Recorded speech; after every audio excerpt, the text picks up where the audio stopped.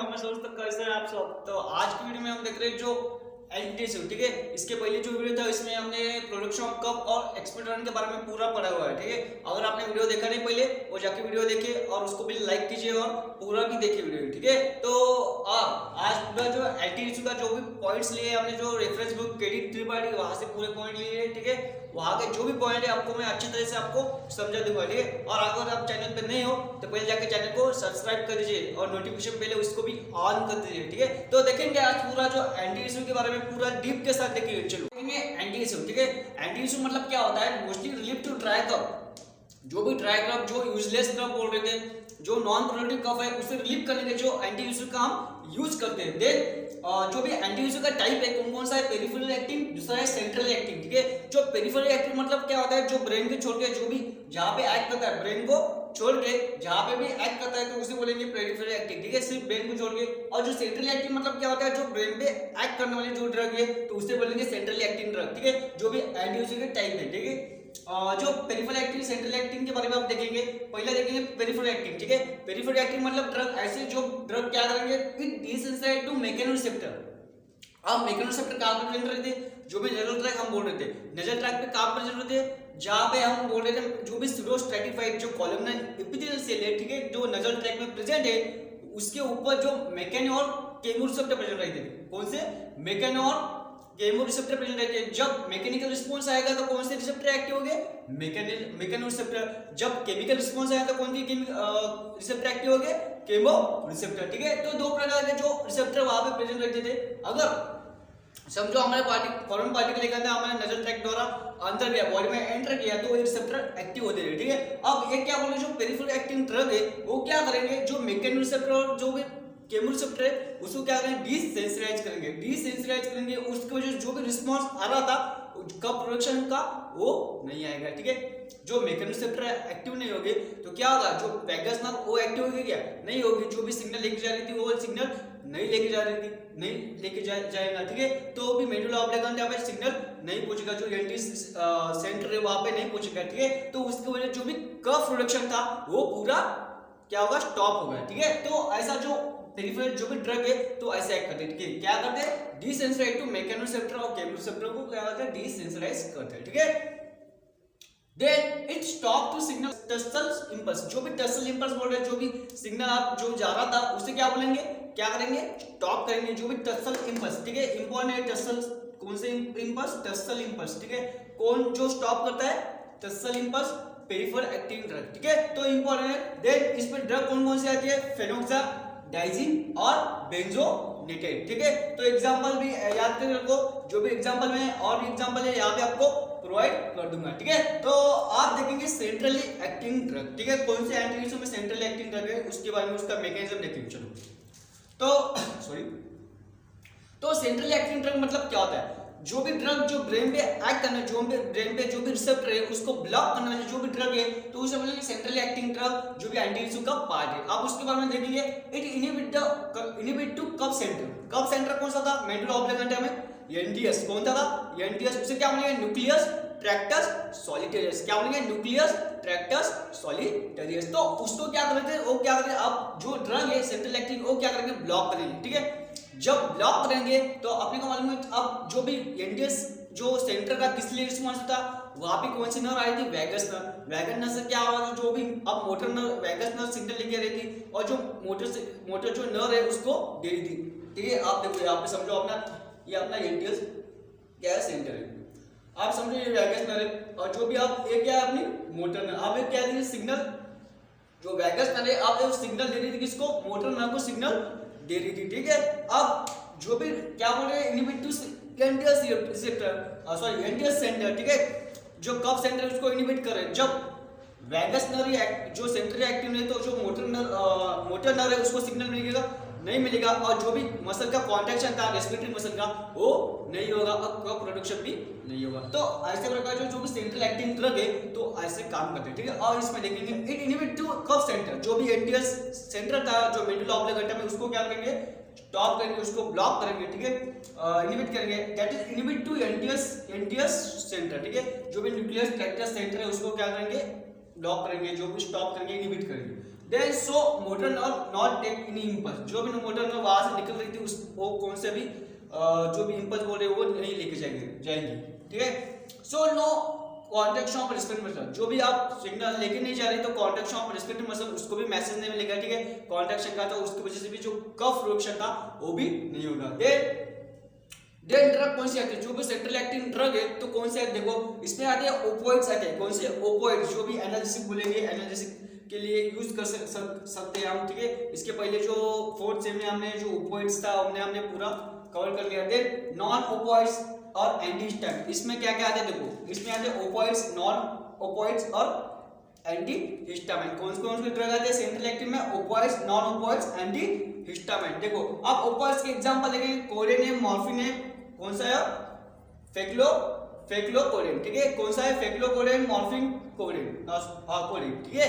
तो ये आते हैं ओपोइड्स में। नॉन ओपोइड्स में कौन कौन आते हैं देखो, तो इसमें आते हैं डेक्सोमेथोरोफैन, कौन सा था डेक्सोमेथोरोफैन।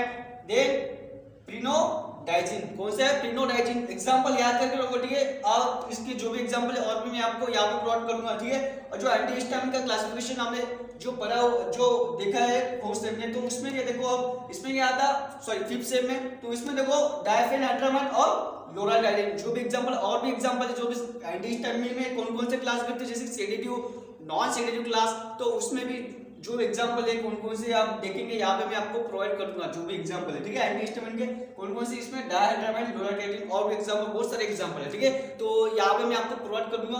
तो ये था अपना पेरिफेरल एक्टिंग और सेंट्रल एक्टिंग ड्रग कैसे एक्ट करते हैं, जो उसका मैकेनिज्म ऑफ एक्शन पूरा मैंने आपको अच्छी तरह से समझा दिया हुआ है, ठीक है। आप जो भी ड्रग है तो उसके बारे में पूरा पढ़ेंगे। अब जो केडी त्रिपाठी का जो भी केडी त्रिपाठी में जो भी कोडेन, मॉर्फिन, मेक्लोकोडेन, जो भी उसका साइड इफेक्ट है, जो भी ड्रग का डोज है वगैरह पूरा दिया हुआ है, ठीक है। तो वन बाय वन पूरा डिस्कस करेंगे, चलो।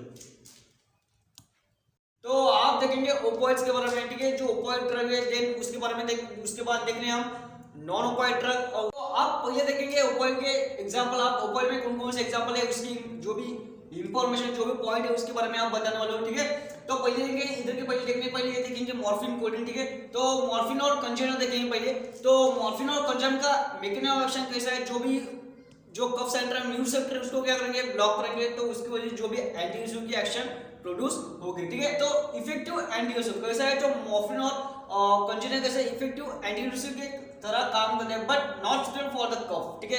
क्या बोला यहाँ पे देखो, but not suitable for the cough because effective antitussive है but not suitable for the cough. क्यों बोला ऐसा, because of more addictive and respiratory depression, ठीक है। मॉर्फिन कैसा मोर एडिक्शन उसका लग जाता है और जो भी रेस्पिरेटरी डिफ्रेक्शन बोल रहे बहुत ज्यादा होता है, तो इसकी वजह से कैसा not suitable for the cough treatment, ठीक है। तो उसमें देन देखेंगे कोडेन, ठीक है। मॉर्फिन बारे में, अब मॉर्फिन क्या बोल रहा था, इट्स मोर एडिक्टिव और मोर रेस्पिरेटरी डिप्रेशन, ठीक है। आप देखेंगे कोडेन के बारे में, कोडेन क्या कहता है, ठीक है। तो ओपियम अल्कोहल्स, जो भी कोडेन है वो भी कैसा, जो भी कफ सेंटर में जो भी म्यूट सेप्टर है उसको ब्लॉक करेंगे, और जो ओपियम अल्कोहलाइड, ठीक है। अब जो कोडेन हमको मिलता है कहाँ से मिलता है, ओपियम अल्कोहलाइड से, जो भी ड्रग है, जो भी प्लांट है वहां से हमको मिलता है। Than less potent then the morphine, ठीक है। अब कैसा है, बट कैसा है less potent then the morphine, ये कैसा मॉर्फिन कैसा है मोर पोटेंट, बट इसकी एडिक्शन और रेस्पिरेटरी डिफ्रेक्शन के कारण उसको क्या करेंगे हम लेस यूज करेंगे, ठीक है। बट कोडेन कैसा है लेस पोटेंट, कैसा है less potent as compare to morphine, but morphine कैसा स्ट्रॉन्ग पोटेंट है, बट उसकी जो एडिक्शन के जो रेस्पिरेटरी के कारण हम उसको यूज नहीं कर रहे, ठीक है। But selective drug for the cough, जो कोडेन है कैसा है बहुत सिलेक्टिव है, ठीक है। वो जो भी मॉर्फिन कर रहा है एडिक्शन और रेस्पिरेटरी डिफ्रेक्शन, तो ये कोडेन कैसा करेगा लेस करेगा, ये कैसे करेगा मोर करेगा, तो इसकी वजह से जो कोडेन है मोर सिलेक्टिव है एज कंपेयर टू मॉर्फिन, ऐसे बोल सकते, ठीक है। तो आपको एक बार कंफ्यूज हो तो मैं आप एक बार और बता दूं, ठीक है। जो मॉर्फिन है ना, जो मॉर्फिन है क्या है, मोर पोटेंट है, कैसा है मोर पोटेंट है फॉर द कफ ट्रीटमेंट, कैसा है for the cough treatment. But क्यों नहीं यूज कर रहे हम, क्यों नहीं बोल रहे कि सुटेबल फॉर द कफ, क्योंकि मोर एडिक्शन एंड मोर डिफ्रेशन, जो भी डिफ्रेशन रेस्पिरेटरी सिस्टम, जो भी रेस्पिरेटरी सिस्टम उसको अगर मोर डिफ्रेस करे तो उसकी वजह से जो भी मॉर्फिन को हम यूज नहीं कर सकते, ठीक है। कोडेन कैसा है लेस पोटेंट है as compare to the morphine, कैसा है लेस पोटेंट है, बट जो कैसा है लेस पोटेंशियल है, बट उसकी एक्शन जो भी उसकी बोल रहे हैं जो एडिक्टिव और डिप्रेशन की जो एक्शन है वो कैसी है, लेस है एज कम्पेयर टू मॉर्फिन। सो इसकी वजह से जो बोल रहे हैं कोडिंग कैसा है, सिलेक्टिव कैसा है, but selective drug for the cough, ठीक है, कफ ट्रीटमेंट के लिए कैसा है, सिलेक्टिव। दैट स्टैंडर्ड एंटीट्यूसिव, जो कोडिंग को हम बोल सकते हैं एक स्टैंडर्ड एंटीट्यूसिव की तरह काम करता है। देन सप्रेस टू कफ, ठीक है, जो भी कफ को सप्रेस करने का काम करता है कोडिंग। देन आगे का एग्जांपल देखेंगे आप, तो आप देखेंगे इथाइल मॉर्फिन, ठीक है, इथाइल मॉर्फिन में क्या बोला, क्लोजली रिलेटेड टू कोडिंग, ठीक है, जो भी ड्रग है आप इथाइल मॉर्फिन, फेल कोडिन, जो मॉर्फिन कोडिंग कैसे जो भी म्यू रिसेप्टर है कफ सेंटर में उसको क्या करेंगे, ब्लॉक करेंगे और जो कफ का प्रोडक्शन है उसको स्टॉप करेंगे, ठीक है। तो इथाइल मॉर्फिन क्या बोला, क्लोजली रिलेटेड कोडिंग, जो भी रिलेटेड जो भी बोल रहे क्लोजली रिलेटेड कोडिंग मतलब क्या होता है कि जो भी कोडिंग की तरह क्या होता है, एक्शन देता है, ठीक है। एंटीट्यूसिव और साइड इफेक्ट, इसके साइड इफेक्ट क्या क्या हो सकते हैं, कॉन्स्टिपेशन और रेस्पिरेटरी डिफरेंस, ठीक है, कॉन्स्टिपेशन पर कैसा कर रहा है, लेस कर रहा है एज कंपेयर टू कोडिन और मॉर्फिन, ठीक है, और रेस्पिरेटरी डिफरेंस की भी एक थोड़े बहुत जो साइड इफेक्ट्स के बोल सकते हैं। देन फेल कोडिंग, ठीक है, जो फेल कोडिंग के बारे में देखेंगे, फेल कोडिंग क्या बोला, सॉरी इसका डोज रह गया, तो इसका डोज क्या है, देखो 10 से 30 mg हम उसको ले सकते हैं, कितना ले सकते हैं, 10 to 30 हम जो भी इथाइल मॉर्फिन को हम ले सकते हैं, इसके डोज में आपको प्रोवाइड कर दूंगा यहाँ पे। देन फेल कोडिंग क्या बोला, इट्स नो एनालिसिक, इसके एनालिसिक की एक्टिविटी नहीं है, एडिक्टिव भी नहीं है, एडिक्शन को भी लगता नहीं, एडिक्शन भी इसकी वजह से नहीं लगता। देन सिमिलर टू कोडिंग, ठीक है, इसकी भी एक्शन भी कैसे सिमिलर टू कोडिंग की जैसी एक्शन है। इफिशिएंसी देन एज एंटीट्यूसिव, ठीक है, जो भी हम बोल रहे कोडिंग की तरह जो भी फेल कोडिंग की एक्शन है, इसमें नाम है देखो कोडिंग आ रहा है तो उसकी वजह से जो भी एक्शन बोल रहे हैं हम फेल जो भी कोडिंग की तरह इसकी एक्शन होगी। देन लॉन्गर एक्टिंग, ठीक है, कैसा लॉन्गर एक्टिंग 12 आवर तक उसकी एक्शन क्या करता है, प्रोड्यूस करता है। देन डोज कितना है, 10 to 50 mg, ठीक है, जो इथाइल मॉर्फिन से कम है, आज कंपेयर टू इथाइल मॉर्फिन कितना है, 10 to 15 mg हम उसको ले सकते हैं जो भी फेल कोडिंग को as compare to ethyl morphine, ठीक है। तो ये पूरा था अपना ओपियोइड्स के बारे में। आगे देखेंगे आप देखेंगे नॉन ओपियोइड्स के बारे में। चलो आप देखेंगे नॉन ओपियोइड, ठीक है, इसके पहले जो ओपियोइड देखा तो आप देखेंगे नॉन ओपियोइड क्या था, कौन कौन से एग्जांपल है ड्रग के पूरे देखेंगे, ठीक है। तो it is also used as antitussive, तो इसको भी हम एंटीट्यूसिव की तरह यूज कर सकते हैं। Then less addictive than the opioid, जो भी ओपियोइड थे उससे कैसा लेस एडिक्टिव, इसमें कैसा लेस एडिक्शन लगता है, ठीक है। देन इसमें एग्जांपल कौन से ड्रग के देखो आप, नास कैपिंग, क्या बोलेंगे नास कैपिंग, तो कैटेगरी जो भी नार्कोटिन है। देन कैटेगरी कौन सी है, बेंजेक्विनोलोन, ठीक है, कौन सी है, बेंजेक्विनिलीन, सॉरी कौन सी है, बेंजोक्विनिलीन। Then depress the cough but not has a no narcotic and analgesic, इसमें क्या बोला कि ये क्या कर रहा है, डिप्रेस द कफ, जो भी कफ प्रोडक्शन हो रहा है उसको क्या कर रहा है, डिप्रेस कर रही है, बट इसकी एक्शन क्या है, नो नार्कोटिक, जो भी एक्शन नार्कोटिक की एक्शन नहीं शो करेगा एंड एनाल्जेसिक की भी एक्टिविटी नहीं शो करेगा, ठीक है। देन यूजफुल फॉर स्पास्मोडिक कफ, ठीक है, जो भी कॉन्ट्रैक्शन हो रहा था उसकी वजह से क्या होगा, जो भी रेस्पिरेटरी मसल का कॉन्ट्रैक्शन हो रहा था उसकी वजह से क्या हो रहा था, कफ प्रोडक्शन हो रहा था, तो उसको क्या करेंगे, रिलीव करेंगे, ठीक है। तो ये कफ डिप्रेस करने के लिए भी यूजफुल होता है। देन इसमें साइड इफेक्ट क्या है, देखो साइड इफेक्ट क्या है, हेडेक और नोजिया, क्या है, हेडेक और नोजिया इसके साइड इफेक्ट है। देन अगला कौन सा ड्रग है अपना, डेक्सोमेथोरेफेन, कौन सा है, डेक्सोमेथोरेफेन, ठीक है।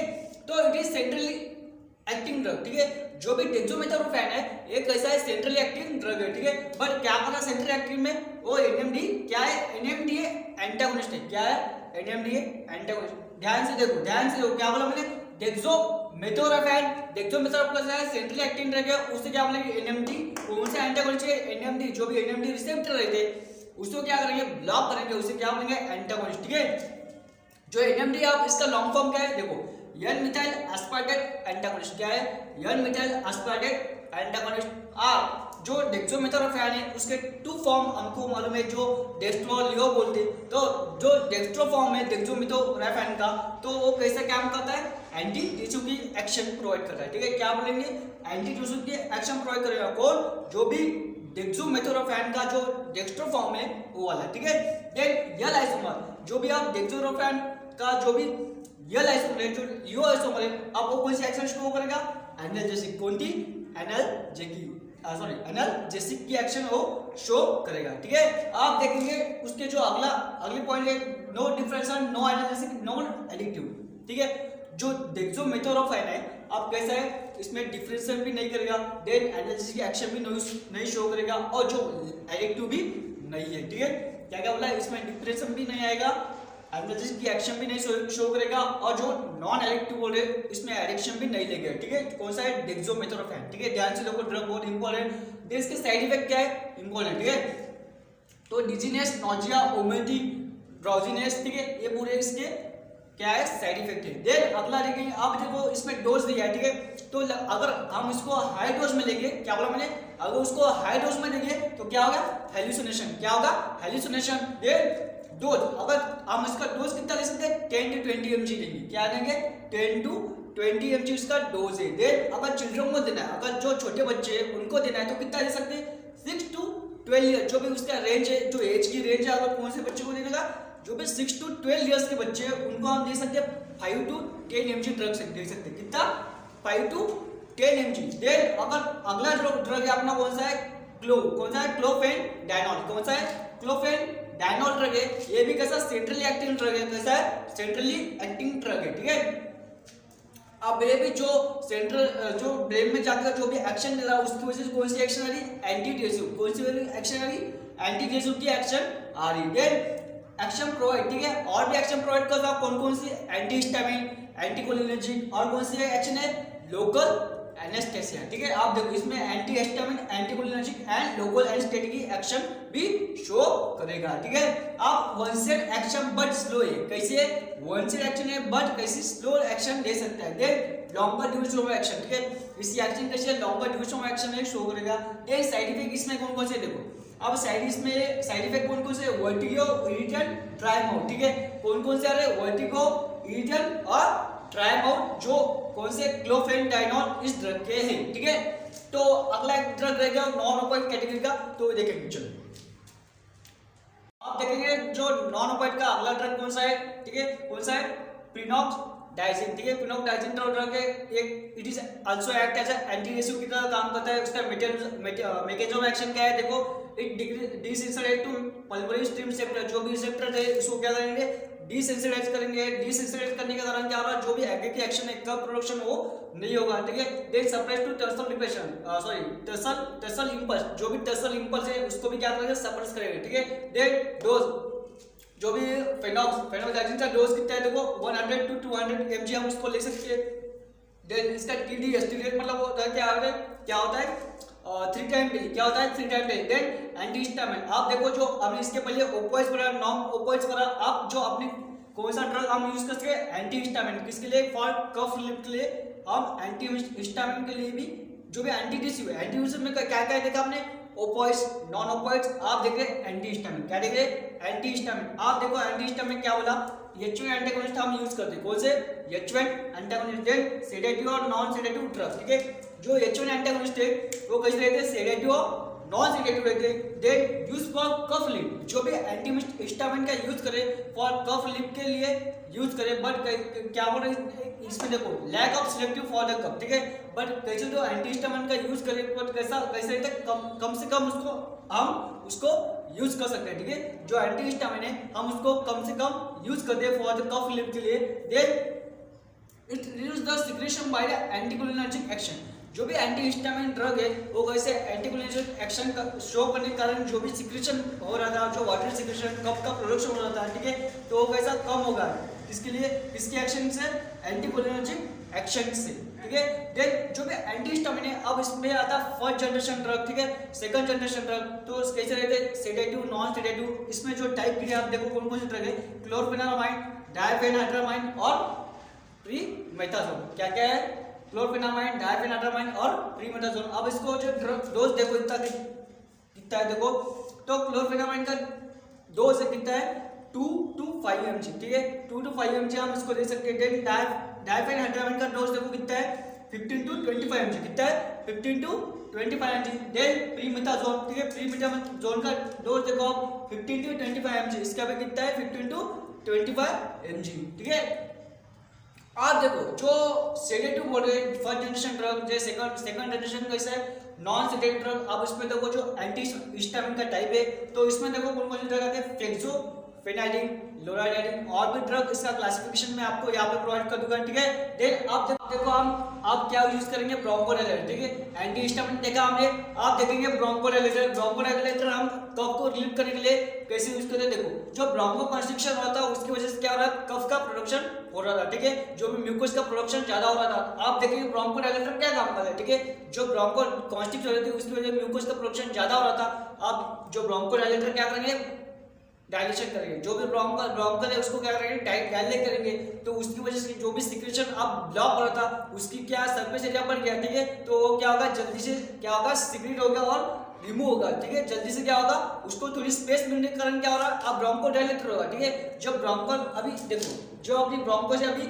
कंस्ट्रिक्ट है, आप उसको डायलेट किया, ठीक है। अब क्या होगा, जो सरफेस एरिया क्या होगा ब्रोंकल का इंक्रीज होगा, तो उसकी वजह से क्या हो रहा है, जो भी उसकी वेलोसिटी है, देखो यहाँ पे क्या लिखा, increase the secretion by increase the surface velocity of a flow during the act of a coughing, ठीक है। इसमें क्या बोला, आपका सरफेस एरिया इंक्रीज होगा तो क्या होगा, जो वेलोसिटी ऑफ फ्लोइंग, ठीक है, जो फ्लो आप कफ के जो फ्लो प्रॉपर्टी बोल रहे, जो फ्लो वेलोसिटी बोल रहे, वो क्या होगी, ज्यादा होगी, ठीक है। क्या बोला, जल्दी अपना जो कफ था वो जल्दी बॉडी से क्या होगा, रिमूव होगा, ठीक है। नजल ट्रैक्ट द्वारा क्या होगा, रिमूव जल्दी से होगा, ठीक है, ड्यू टू ब्रोंकोडायलेटर, ठीक है। तो ऐसे जो ड्रग आते हैं इसमें आप देखेंगे, चलो तो ये होगा अपना पूरा। आप जो एंटीडीसी के बारे में, एक्सपोर्टरन के बारे में हमने पूरा देखा, तो अभी देखेंगे डिमल्सन। डिमल्सन क्या होता है देखेंगे, चलो तो आप अगला देखेंगे डिमल्सन, ठीक है।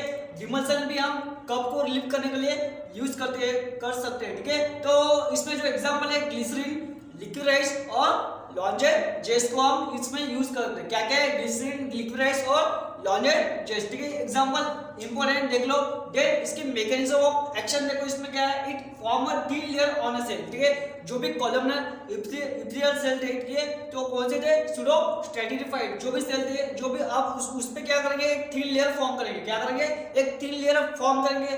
उसकी वजह जब क्या करेंगे, it form a thin layer on a cell, ठीक है। जो भी सेल थे कॉलमनर इप्थिलियल सेल है जो नजल ट्रैक्ट में प्रेजेंट है, उसके ऊपर क्या फॉर्म करेंगे। अब थिन लेयर फॉर्म करने के कारण क्या होगा, no activation of mechanism of cable receptor, ठीक है। जो भी केबल रिसेप्टर थे, जो मैकेनिज्म रिसेप्टर है, अब क्या हो गया, वो एक्टिवेट नहीं है, ठीक है। क्यों नहीं हो गया, जो भी क्योंकि जो सेल है, जो इप्थिलियल सेल बोल रहे हैं, वहां पे क्या करे, एक थिन लेयर फॉर्म करे, तो उसकी वजह से जो कांटेक्ट है, जो फॉरेन पार्टी का कांटेक्ट बोल रहे हैं और जो रिसेप्टर का कांटेक्ट नहीं आएगा। क्यों नहीं आएगा, क्योंकि उसके ऊपर जो सेल है उसके ऊपर क्या करें, एक थिन लेयर फॉर्म करे, ठीक है। तो फॉरेन पार्टी का not come in contact with the receptor, क्या बोल रहे हैं यहाँ पे, फॉरेन पार्टी का not come in contact with the receptor, और उसकी वजह से जो प्रोडक्शन का जो भी आगे की प्रोसेस है वो नहीं होगी, ठीक है। वैगस नर्व है वो सिग्नल नहीं लेके जाएगी, तो उसकी वजह से क्या होगा, जो रिलैक्सेशन ऑफ कॉन्ट्रैक्शन हो रहा था जो रेस्पिरेटरी मसल का, वो नहीं होगा, और जो नो प्रोडक्शन ऑफ कफ, क्या बोला यहाँ पे, नो प्रोडक्शन ऑफ